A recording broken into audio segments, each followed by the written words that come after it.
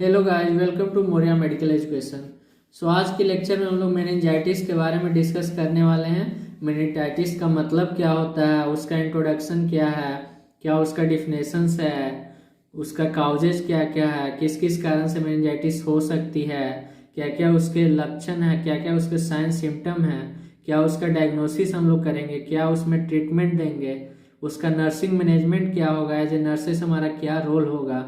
इन सब चीज़ों के बारे में आज हम लोग डिस्कस करने वाले हैं। तो चलिए क्लास को स्टार्ट करते हैं। सबसे पहले हम लोग मीनिंग को देखते हैं। तो मेनिंजाइटिस जो है वो दो वर्ड से मिल करके बना हुआ है। फर्स्ट है हमारा मेनिंजो एंड सेकंड है हमारा आइटिस। तो मेनिंजो का मतलब होता है मेनिंजेज। तो मेनिंजेज क्या है, इसको हम लोग सबसे पहले समझते हैं। तो मेनिंजेज जो है it is the 3 layer of protective covering of the brain and spinal cord. तो मेनिंजेज जो है एक तरह की लेयर होती है, लेयर या मेम्ब्रेन बोल सकते हैं, जो कि सीएनएस को कवर करके रखती है। क्योंकि हम लोग जानते हैं कि जो ब्रेन और स्पाइनल कॉर्ड को मिला करके हम लोग सीएनएस बोलते हैं, सेंट्रल नर्वस सिस्टम के अंदर ब्रेन एंड स्पाइनल कॉर्ड आता है। तो मेनिंजेज क्या है, तो एक लेयर होती है या एक मेम्ब्रेन होती है जो कि सीएनएस को कवर करके रखती है। तो इसका फंक्शन क्या है, मेनिंजेज का फंक्शन है कि ये हमारे मतलब सीएनएस को प्रोटेक्ट करने में मदद करती है। मतलब किसी तरह का इंजरी हो रहा है या किसी तरीके का हमारे ब्रेन पे फोर्स पड़ता है या फ्रिक्शन होता है, तो सब से हमारे ब्रेन को प्रोटेक्ट करती है। तो ये हमारा हो गया मेनिंजेज के बारे में। तो आइटिस का मतलब यहाँ पर इन्फ्लामेशन। तो inflammation in meninges that is called meningitis. तो इसके बाद हम लोग इंट्रोडक्शन देखते हैं। तो इंट्रोडक्शन है it is the inflammation of the meninges. तो इंट्रोडक्शन में है कि it is the inflammation of the meninges. जो हमारा मेनिंजेज है जो कुछ सीएनएस को प्रोटेक्ट करती है, उसमें इन्फ्लामेशन होता है। And the inflammation is caused by an infection of the fluid surrounding the brain and spinal cord. तो हम लोग जानते हैं कि ब्रेन और स्पाइनल कॉर्ड को जो सीएनएस प्रोटेक्ट करती है, तो सीएनएस के अंदर जो मेनिंजेज प्रेजेंट है, तो मेनिंजेज में हमारा पार्ट होता है डूरामेटर, आर्केनॉइड एंड पायामेटर। तो उसके अंदर सेरेब्रोस्पाइनल फ्लूइड प्रेजेंट होती है। तो सेरेब्रोस्पाइनल फ्लूइड जो है उसमें अगर इन्फेक्शन होता है तो उससे इन्फ्लामेशन काउज होता है। यही चीज इसमें बोल रहा है। तो it can be life threatening, therefore the condition is classified as a medical emergency. तो मेनिंजाइटिस जो है एक लाइफ थ्रेटनिंग कंडीशन है, क्रिटिकल कंडीशन है, जो कि इसको डिवाइड किया गया है मेडिकल इमरजेंसी के अंदर। It is a disorder of nervous system. तो मेनिंजाइटिस जो है ये हमारे नर्वस सिस्टम का एक डिसऑर्डर है। तो इसके बाद हम लोग बता देते हैं आप लोग को जो हमारा मेनिंजेज था। देखिए यहाँ पर आप लोग को दिखा रहे हैं कुछ चीज। तो जो हमारा यहाँ पे मेनिंजेज है देख पा रहे होंगे, ये जो येलो, ग्रीन और रेड, यही हमारा जो है ये सीएनएस को प्रोटेक्ट करके रखती है। ये हमारे सीएनएस को प्रोटेक्ट करती है और इसमें 3 लेयर होते हैं। देखिएगा यहाँ पे दिख रहा होगा आप लोग को। ये हमारा जो बाहर के साइड है, ये हमारा बाहर के साइड है, इसे हम लोग डूरामेटर बोलते हैं। और ये जो मिडिल वाला पोर्शन है इसे हम लोग आर्केनॉइड बोलते हैं। और जो ये हमारा इनर लेयर है इसे हम लोग पायामेटर बोलते हैं। तो ये जो हमारा है, तो यही आर्केनॉइड और पायामेटर के अंदर इसके बीच में जो है सीएसएफ फ्लूइड प्रेजेंट होती है, सेरेब्रोस्पाइनल फ्लूइड। सेरेब्रोस्पाइनल फ्लूइड इसके अंदर प्रेजेंट होती है। तो यहाँ पर एक स्पेस बनती है आर्केनॉइड और पायामेटर के बीच, इसे हम लोग सब आर्केनॉइडल स्पेस बोलते हैं। ये जो हमारा है इसके बीच में जो है सब आर्केनॉइडल स्पेस, इसी के अंदर हमारा सीएसएफ प्रेजेंट होता है, सेरेब्रोस्पाइनल फ्लूइड। और ये जो हमारा है आर्केनॉइड और डूरामेटर, इसके बीच भी सब ड्यूरल स्पेस पाया जाता है। यहाँ तक आप लोग समझ गए होंगे। अब इसके बाद हम लोग नेक्स्ट देखते हैं। इसके बाद है हमारा तो meningitis is a infection and inflammation of 3 layers of meninges. तो मेनिंजाइटिस क्या है, तो इन्फेक्शन एंड इन्फ्लामेशन है किसका? तो 3 लेयर ऑफ मेनिंजेज का, जो कि हम लोग देखें डूरामेटर, आर्केनॉइड एंड पायामेटर, दैट कवर और protect the brain and spinal cord. तो मेनिंजेज है जो कि हमारे ब्रेन और स्पाइनल कोड को प्रोटेक्ट करती है या कवर करती है।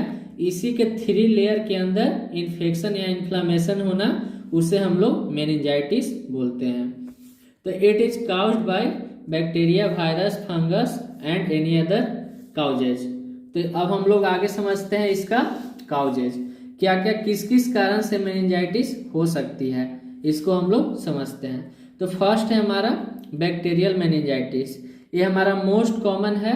सबसे ज़्यादा केस जो मेनिंजाइटिस का आता है वो बैक्टीरियल मेनिंजाइटिस के कारण ही, बैक्टीरिया के कारण ही मेनिंजाइटिस अकर होता है। तो इसमें है हमारा फर्स्ट है हमारा स्ट्रेप्टोकोकस निमोनिया है, हीमोफिलस इन्फ्लुएंजा है, नाइजीरिया मेनिंजाइटिस है। तो कैसे कैसे हमारा जो है बैक्टीरिया हमारे अंदर अटैक कर सकती है और मेनिंजाइटिस काउज कर सकती है, इसको हम लोग थोड़ा समझ लेते हैं। तो मान लीजिए हो सकता है कि ब्लड के थ्रू हमारे अंदर ब्रेन या स्पाइनल कोड में बैक्टीरिया जा सकती है, उससे प्रॉब्लम अकर हो सकती है। या फिर हो सकता है कि ईयर इन्फेक्शन के द्वारा बैक्टीरिया हमारे अंदर इंटर कर सकती है, जैसे ओटाइटिस मीडिया हो गया। ये सब काउज के कारण बैक्टीरिया हमारे अंदर मेनिंजाइटिस की इंटर कर सकती है। या फिर हो गया कि मान लीजिए कभी स्कल फ्रैक्चर हो गया या कोई भी इंजरी हो गया, तो इंजरी के कारण भी हमारे अंदर बैक्टीरिया जो है मेनिंजाइटिस का इंटर कर सकता है, क्योंकि ऐसे मतलब डायरेक्ट कांटेक्ट हो जाएगा। अगर फ्रैक्चर होता है स्कल या इंजरी होती है, तो उस कंडीशन में क्या होता है कि बैक्टीरिया का जो ब्रेन से है डायरेक्ट कांटेक्ट हो जाता है, उसके कारण जो है हमारा बैक्टीरिया डायरेक्ट हमारे ब्रेन के अंदर इंटर कर जाती है, जिससे मेनिंजाइटिस काउज हो जाती है। इसके बाद हम लोग नेक्स्ट देखते हैं, सेकेंड जो हमारा काउज है वो है वायरल मेनिंजाइटिस। तो वायरल मेनिंजाइटिस जो है, इसमें क्या होता है कि ये जो बैक्टीरियल मेनिंजाइटिस है उससे लेस सीवियर होता है। इस केस में ऐसा मतलब कॉम्प्लिकेशन भी इसमें कम देखा जाता है, ज़्यादा कॉम्प्लिकेशन भी नहीं होती है, और ये रेयर केस में वायरल मेनिंजाइटिस होता है, ये लेस सीवियर केस होती है। तो कि कौन कौन से वायरस हैं जिससे मेनिंजाइटिस काउज हो सकती है? तो मम्स है, मीजल्स है, इन्फ्लुएंजा है, वेरिसेला जोस्टर वायरस है। ये सब मतलब मोस्टली जो है ये सब चाइल्ड में होते हैं। और मीजल्स जो है, जैसे रेस्पिरेटरी ट्रैक इन्फेक्शन होता है इससे, तो रेस्पिरेटरी ट्रैक के थ्रू बैक्टीरिया जो है हमारा वायरस है वो इंटर कर सकता है, जिससे कि मेनिंजाइटिस काउज हो सकती है। इसके बाद नेक्स्ट है हमारा थर्ड काउज जो है वो है फंगल मेनिंजाइटिस। तो फंगल मेनिंजाइटिस के अंदर कौन कौन सा हो सकता है? क्रिप्टोकोकस फंगल हो सकता है, कैंडिडा फंगस हो सकता है। ये सब फंगस के कारण मेनिंजाइटिस काउज हो सकती है। ये भी जो है ये रेयर केस में फंगल के थ्रू मेनिंजाइटिस काउज होती है।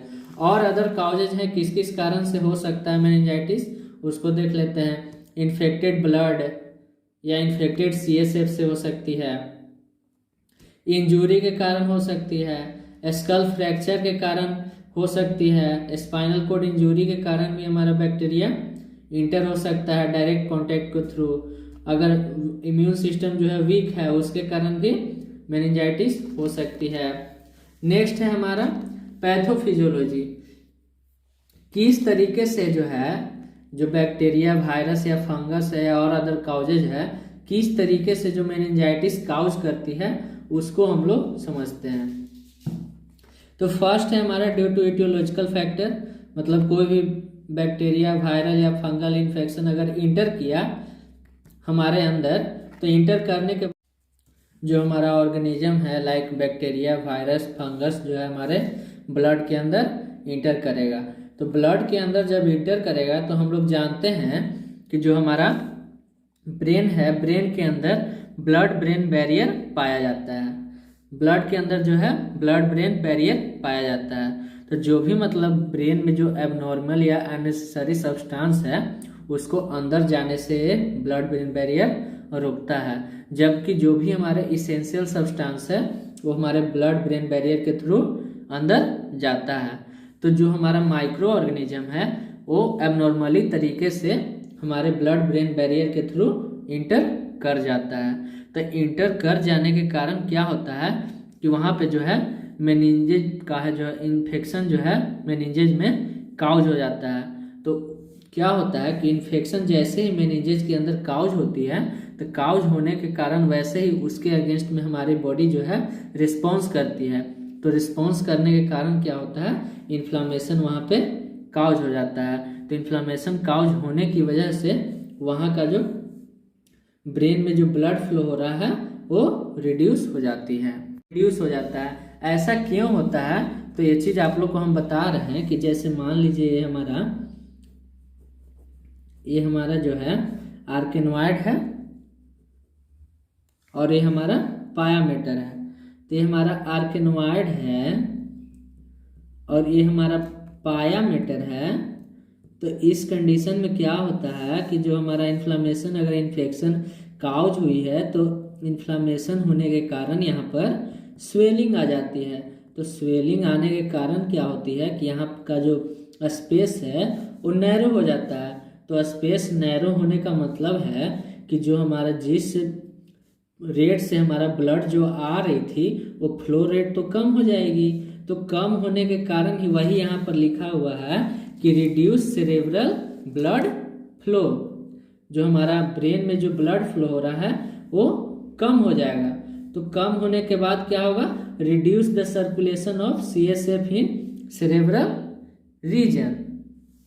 तो इस फिर क्या होगा, तो जो भी मतलब CSF सेरेब्रो जो स्पाइनल फ्लूइड है उसका जो सर्कुलेशन है हमारे जो ब्रेन के रीजन है वहाँ पर रिड्यूस हो जाएगा। क्योंकि रिड्यूस हो जाएगा क्योंकि हम लोग जान रहे हैं जो सेरेब्रो स्पाइनल फ्लूइड का जो रेट था यहाँ पे स्वेलिंग की वजह से कम हो गया है। कम होने के कारण तो जब कम हमारा यहीं पे सेरेब्रो स्पाइनल फ्लूइड हो जाएगा तो सेरेब्रल रीजन के अंदर भी जो सर्कुलेशन है CSF का वो भी रिड्यूस हो जाएगा, ऑब्वियस सी बात है। तो रिड्यूस होने के कारण क्या होगा, इंट्राक्रेनियल प्रेशर जो है वो इंक्रीज कर जाएगा। तो इंक्रीज करने से मेनिंजाइटिस काउज हो जाएगा। इसके बाद हम लोग अब आगे देखते हैं, पैथोफिजियोलॉजी हो गया। उसके बाद हम लोग देखते हैं साइन एंड सिम्टम, कौन कौन से लक्षण है जो कि मेनिंजाइटिस के अंदर दिखते हैं। तो फर्स्ट हमारा क्या है, हेडेक एंड हाई फीवर। तो ये दोनों जो है मोस्ट कॉमन सिम्टम है, ये जो है हमारे मोस्ट कॉमन सिम्टम है, हेडेक और हाई फीवर। ये मेनिंजाइटिस के अंदर मोस्ट कॉमन सिम्टम देखा जाता है।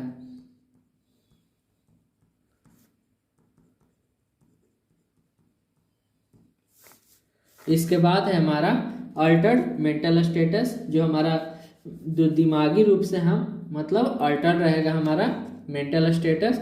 उसके बाद माइंड में कंफ्यूजन रहेगा, कुछ भी चीज़ हम लोग ठीक से नहीं सोच पाएंगे, वोमिटिंग आएगा, वोमिटिंग होगा, फोटोफोबिया होगा मतलब फियर ऑफ लाइट, हमें लाइट में जाने से डर लगेगा। उसके बाद फोनोफोबिया, फियर ऑफ साउंड, ज़्यादा साउंड में जाने से डर लगेगा। इरिटेशन होगा, चिड़चिड़ाहट रहेगा, plus increase ICP intracranial pressure जो है इंक्रीज रहेगी, डिजीनेस होगा, चक्कर टाइप आएगा। ये सब जो है हमारे साइन एंड सिम्टम है जो कि मेनिंजाइटिस के पेशेंट में देखे जाते हैं। इसके बाद नेक्स्ट है हिस्ट्री कलेक्शन। डायग्नोस्टिक एवल्यूएशन में क्या क्या देखेंगे, कौन कौन से टेस्ट हम लोग करेंगे फाइंड आउट करने के लिए मेनिंजाइटिस के पेशेंट को। सबसे पहले हिस्ट्री कलेक्ट करेंगे कि पहले आपको कितना दिन से हेडेक है, कितना दिन से आपको बुखार आ रहा है, कितना दिन से आपको वोमिटिंग हो रहा है, ये सब चीज़ हम लोग हिस्ट्री कलेक्ट करेंगे। पहले कभी आपको मेनिंजाइटिस हुआ है नहीं हुआ है, ये सब पेशेंट से हम लोग पूछेंगे। इसके बाद है हमारा फिजिकल एग्जामिनेशन, फिजिकली उसके पूछेंगे कि फिजिकली आपका कैसा है, फिट है नहीं है, ये सब चीज़ उनसे पूछेंगे। उसके बाद है हमारा ब्लड टेस्ट, ब्लड टेस्ट करेंगे, इसलिए करेंगे तब ना हम लोग को पता चलेगा कि कौन सा बैक्टीरिया, वायरस या कोई भी फंगस इन्फेक्शन हुआ है कि नहीं हुआ है। चेस्ट एक्सरे करेंगे, उसके बाद CSF एग्जामिनेशन करेंगे, सेरेब्रोस्पाइनल फ्लूइड में कोई भी इन्फेक्शन प्रेजेंट है या नहीं प्रेजेंट है, इसको एसेस करने के लिए। हेड का हम लोग CT स्कैन करेंगे, उसके बाद लंबर पंक्चर करेंगे। तो लंबर पंक्चर जो हम लोग करते हैं, L3 और L4 के बीच में हम लोग नीडल डाल करके वहाँ से CSF को वहाँ से एस्पायरेट करते हैं हम लोग। तो क्यों करते हैं ये भी बता दे रहे हैं कि CSF इसलिए निकालते हैं वहाँ से क्योंकि CSF के अंदर जो है यहाँ पर हमारा ग्लूकोज प्रेजेंट होता है। CSF के अंदर में ग्लूकोज प्लस WBC भी प्रेजेंट होती है और CSF के अंदर प्रोटीन भी प्रेजेंट होती है। तो जो हमारा ग्लूकोज है, तो नॉर्मली मतलब ग्लूकोज हमारे बॉडी के अंदर 45 to 75 होती है, बट इस केस में क्या होता है कि अगर किसी को मान लीजिए मेनिंजाइटिस है तो उस केस में ग्लूकोज का लेवल कम हो जाता है। इसलिए कम हो जाता है क्योंकि उसके अंदर सुस्तीपन रहता है, तो उसको एनर्जी प्रोवाइड करने के लिए ये ग्लूकोज जो है यूज होते रहती है हमारे बॉडी के अंदर, तो यूज होते रहती है, इसलिए यहाँ का ग्लूकोज लेवल जो है कम हो जाता है मेनिंजाइटिस के केस में। इसके बाद प्रोटीन जो है, प्रोटीन लगभग 15 से 45 mg/dl हमारे अंदर नॉर्मल होता है। लेकिन इस कंडीशन में क्या होता है कि प्रोटीन का लेवल जो है 100 से एबव चला जाता है मेनिंजाइटिस के केस में। अगर ऐसा देखा गया तो समझिए कि वो मेनिंजाइटिस का पेशेंट है। इसके बाद क्या क्या हम लोग मैनेजमेंट करेंगे, क्या क्या उसको मेडिकेशन प्रोवाइड करेंगे ताकि वो मेनिंजाइटिस से रिकवर हो सके। तो सबसे पहले हम लोग इसमें एंटीबायोटिक देंगे। एंटीबायोटिक क्यों देंगे, तो it is given to treat bacterial infection. Bacterial infection से उसको ट्रीटमेंट करने के लिए देंगे। तो इसमें ड्रग ऑफ चॉइस एक होता है हमारा वैनकोमाइसिन। वैनकोमाइसिन ड्रग दे सकते हैं, प्लस सेफ्ट्रिएक्सोन भी दे सकते हैं एंटीबायोटिक में। इसके बाद नेक्स्ट हम लोग बात करते हैं सेकेंड मेडिकेशन जो है एंटीवायरल ड्रग दे सकते हैं। तो ये क्यों देते हैं, to treat viral infection. Viral infection को ट्रीट करने के लिए हम लोग एंटीवायरल ड्रग देते हैं। कौन कौन से ड्रग दे सकते हैं, तो एसाइक्लोविर दे सकते हैं, वैलेसिक्लोविर दे सकते हैं। इसके बाद एंटी फंगल मेडिकेशन भी दे सकते हैं। तो ये क्यों देते हैं, to treat fungal infection. Fungal infection से ट्रीट करने के लिए हम लोग देते हैं। तो इसमें कौन कौन से दे सकते हैं, आइट्रोकोनाजोल दे सकते हैं, मीकोनाजोल दे सकते हैं, फ्लूकोनाजोल दे सकते हैं। इसके बाद हम लोग एंटीपायरेटिक, अगर उसको फीवर है तो फीवर को रिड्यूस करने के लिए हम लोग पैरासीटामोल दे सकते हैं। एंटीमेटिक दे सकते हैं to reduce the vomiting, vomiting को कम करने के लिए दे सकते हैं ओंडेनसेट्रॉन। इसके बाद नर्सिंग मैनेजमेंट क्या क्या है, एज ए नर्सेज आप क्या क्या, आपका क्या क्या रोल है,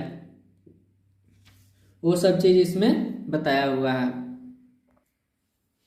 administer intravenous fluid immediately by physician order. तो फिजिशियन के ऑर्डर के अकॉर्डिंग हम लोग IV फ्लूइड इमीडिएटली उसको एडमिनिस्टर करेंगे, मतलब देंगे।